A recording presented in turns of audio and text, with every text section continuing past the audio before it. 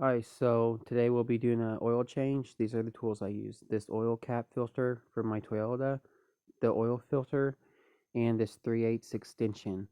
I also used a 14mm socket and a 10mm socket. I also have a torque wrench I use that I forgot to show you.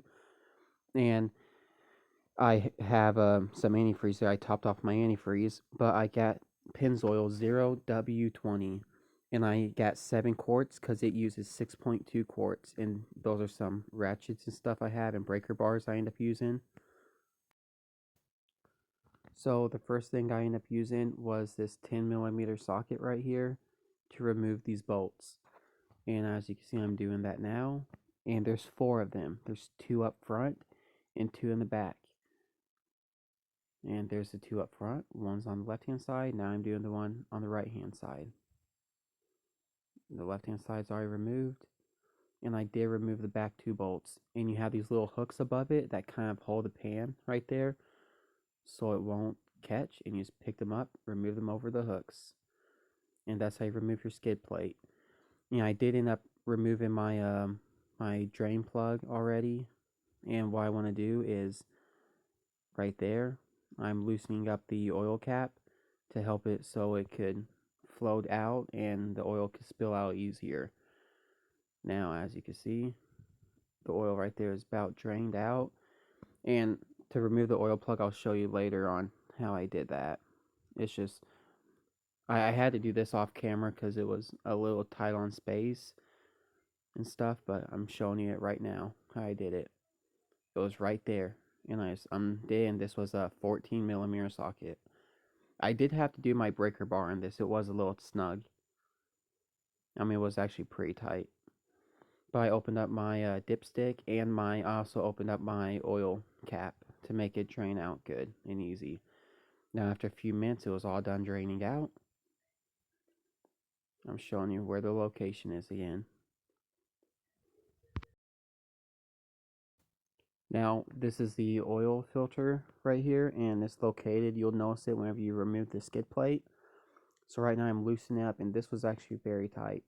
It's only supposed to be torqued down to 10 pounds, by the way. But I'm loosening up with my extension and my 3/8 ratchet extension right there. That's all it takes.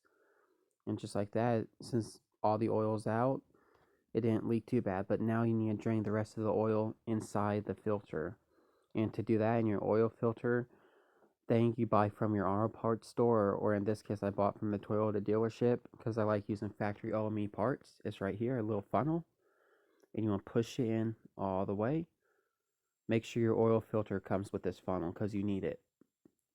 I mean, you don't need it. You could remove it just by removing the cap, but it makes a mess. Now you pull this oil, the drain plug out, and when it's pulled out, now I'm going to get my special tool right here that I got from this one. I think I got from O'Reilly's. But you want to make sure you don't buy a flimsy one because these could bend. And this one, in this case, was a little cheaper one. It didn't bend that bad, but it was a little cheaper. And I'm plugging in. I'm using my 3/8 ratchet. And I'm going to break it with my breaker bar.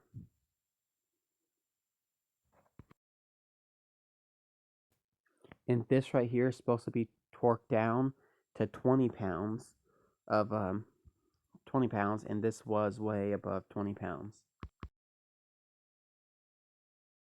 Now my oil filter's out. It was here, and I just loosened up by hand.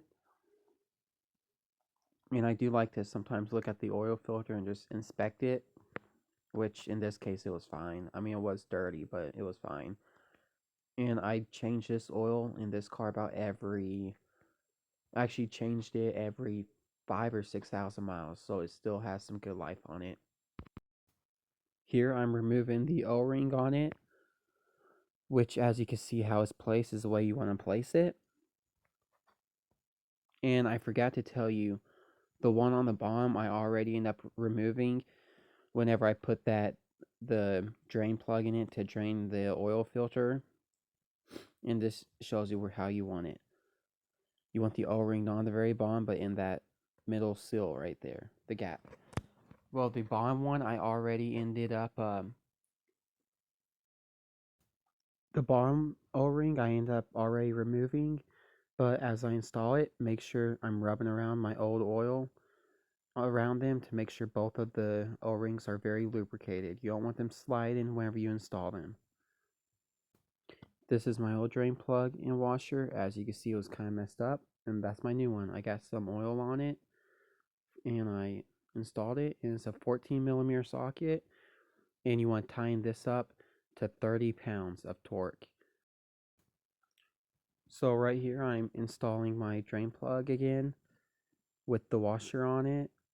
I'm going to first tighten it up by hand, make sure it's not cross-threaded or everything's going good. Next, I'm going to get my torque wrench, and I'm going to torque this down to 30 foot-pounds of torque. And go all the way until you hear the click, and that's how you know you got it good.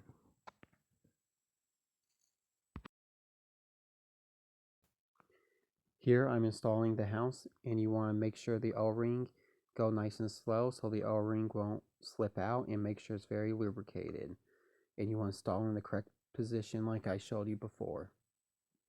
And I'm tying this up with my wrench. Now I'm tying up this drain plug.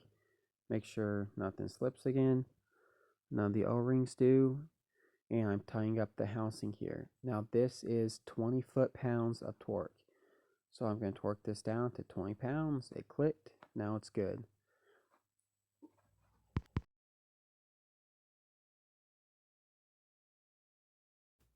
Now I have to do the bolt right here. That's 3/8, and this is up to 10 foot-pounds.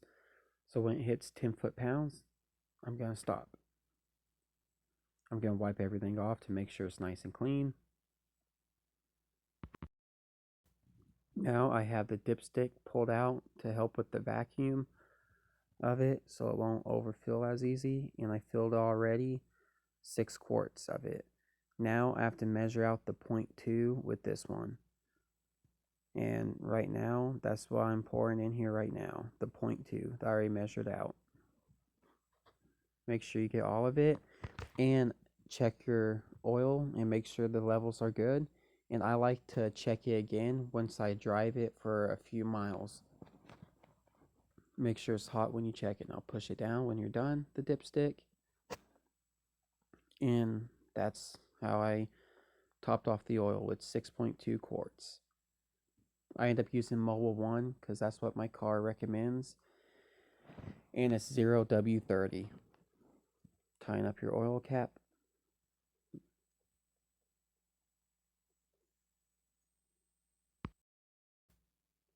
Now what I'm doing here is making sure everything's tight and nothing's dripping or leaking, which it wasn't. Now I have to install my skid plate.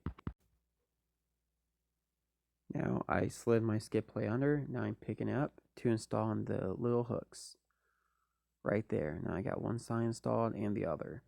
Now the skid plate won't fall from the top half at least. Now I'm screwing in the back 2 bolts so it could be freestanding. And for the front 2, I'm getting the front 2 in right now. I'm just doing them hand tight so nothing would fall. Then I'll get my ratchet and I'll tie them up the rest by hand. By ratchet. And it is a 10 millimeter I'm using. 10 or 12, I forgot what it was. You do want to make sure they're nice and snug so it won't fall down. And that's the end of the oil change.